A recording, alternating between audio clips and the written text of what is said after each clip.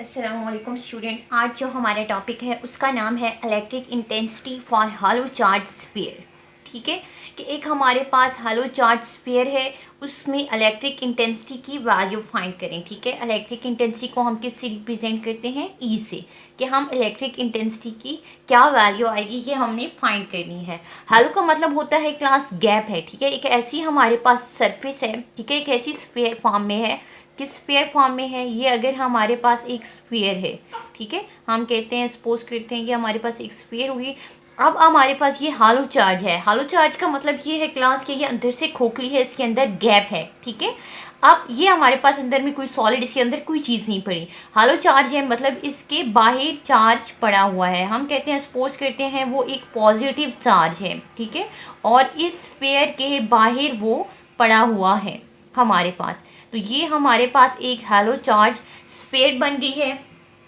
अब हमने क्या फाइंड करनी है? इलेक्ट्रिक इंटेंसिटी फाइंड करनी है अकॉर्डिंग टू गॉसियन। हमारे पास गॉसियन सरफेस हम क्या कहते हैं कि सबसे पहले हम इसकी गॉसियन सरफेस फाइंड करेंगे। ठीक है, तो हम इसमें एक गॉसियन सरफेस सपोज कर लेंगे। हम कहते हैं ये हमने एक सरफेस खुद से सपोज कर ली है। ठीक है, एक इमेजिनरी सरफेस है, ठीक है, जो हमने खुद से सपोज की है और इसको हमने नाम दे दिया है गॉसियन सरफेस का। ये एक गॉसियन हमारे पास सरफेस बन गई है। अब हम क्या करेंगे, जब हमारे पास एक गॉसियन सरफेस आ गई है, ठीक है, तो अब ये हमारे पास, आप देखें, अगर ये इसका सेंटर है तो ये इसका जो रेडियस होगा वो क्या होगा? कैपिटल आर से हम रिप्रेजेंट करते हैं। इसी तरह अगर ये एक सेंटर है तो इसका इस हालो चार्ज स्फीयर से जो इसका डिस्टेंस होगा या इसका रेडियस होगा वो हम क्या कहेंगे? R dash. ठीक है, तो ये दोनों डिफरेंस है। आर क्या है कि हमारे पास गॉसियन सरफेस का रेडियस है, और ये हमारे पास ये जो स्फीयर है इसका सेंटर से रेडियस है। अब हमने देखते हैं कि इसकी इलेक्ट्रिक इंटेंसिटी की वैल्यू क्या आएगी। सबसे पहले हमने एक गॉसियन सरफेस ले ली है। ठीक है, गॉसियन सरफेस लेने के बाद अब हम चार्ज की वैल्यू फाइंड करते हैं कि इस सरफेस के अंदर, जो गॉसियन सरफेस है, इसके अंदर कितना चार्ज है। आप देख सकते हैं स्टूडेंट, चार्ज जो है वो बाहर है, ठीक है, वो इस स्फीयर के अंदर नहीं है। अब अगर इस स्फीयर के अंदर चार्ज नहीं है, इट्स मीन कि इस सरफेस में कोई चार्ज नहीं है। अगर कोई चार्ज नहीं है तो क्यू की वैल्यू क्या आ गई है? ज़ीरो। यहाँ के अंदर क्यू क्या है? हमारे पास ज़ीरो आ गया है। इसको हम इक्वेशन नंबर 1 का नाम दे देते हैं। अब हमने क्या किया? सबसे पहले एक सरफेस बनाई, सेकंड पे हमने चार्ज फाइंड किया।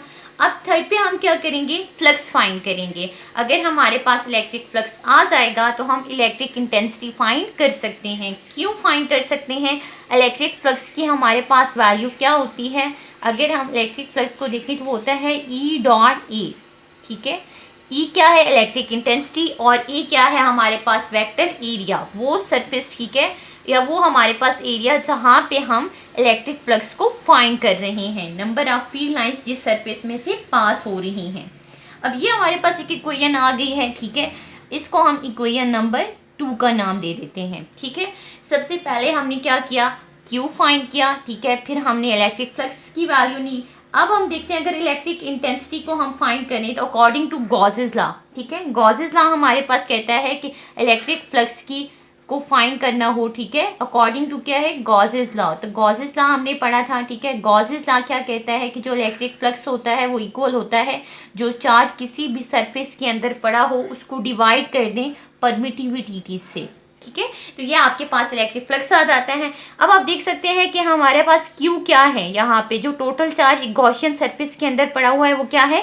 ज़ीरो है। बाहर की बात नहीं कर रहे हैं हम, इस स्फीयर के अंदर की बात कर रहे हैं। ठीक है, तो अब आप देख सकते हैं अगर क्यू ज़ीरो है, यहाँ पे मैं ज़ीरो पुट कर दूँ और ज़ीरो को परमिटिविटी से डिवाइड करूँ तो आंसर क्या आएगा? ज़ीरो। ठीक है, zero divide by something is equal to zero. हमारे पास आंसर ज़ीरो आ गया है। इलेक्ट्रिक फ्लक्स क्या हो गया है? ज़ीरो हो गया है।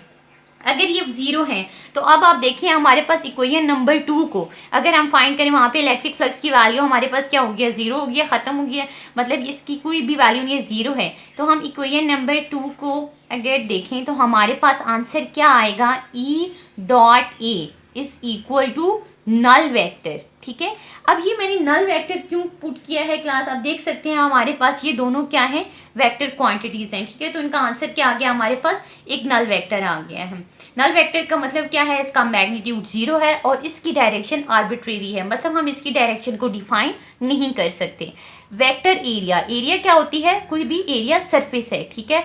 यहाँ पे ये जो सारी एक सरफेस है हम इसको वेक्टर एरिया का नाम दे रहे हैं। इट्स मीन कि एरिया तो जीरो नहीं हो सकता, तो फिर क्या जीरो होगी, अगर एरिया जीरो नहीं है तो हमारे पास जो इलेक्ट्रिक इंटेंसिटी है वो क्या है, जीरो आ गई है। तो ये हमारे पास है कि अगर एक हमारे पास स्फीयर हो और स्फीयर के अंदर क्या हो, कुछ भी चीज़ ना पड़ी हो और उसके बाहर चार्ज हो, ठीक है, हालो चार्ज स्फीयर हो, चार्ज बाहर हो और अंदर गैप हो, तो हमारे पास उसकी इलेक्ट्रिक इंटेंसिटी हमेशा ज़ीरो आती है।